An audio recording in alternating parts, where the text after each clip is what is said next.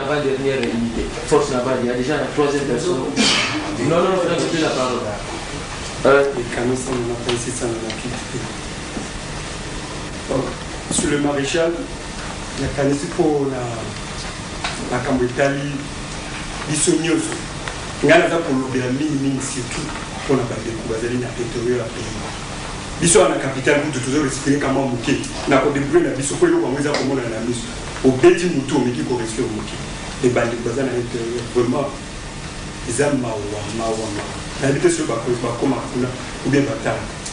Parce que biso toujours ko na tenir des grès na so bi tenir ndenge de commencer à ba ita so na oui mais na intérieur au coup de so donc ba kira so data la sungi mundu qui moi kanga on a kekeli.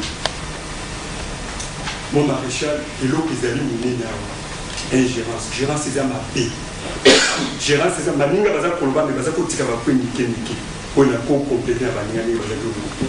Parce que naza pour bien rappeler tant nous avons muté ou dit qu'on doit pouvoir avant maman yemo pour maman action maman yemo kufa.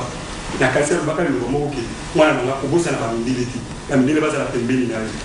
Na sengi bamindele pour na ndinga unité. Na ndinga gérance mon maréchal. Parce que na monaki na hello na livre trans par exemple.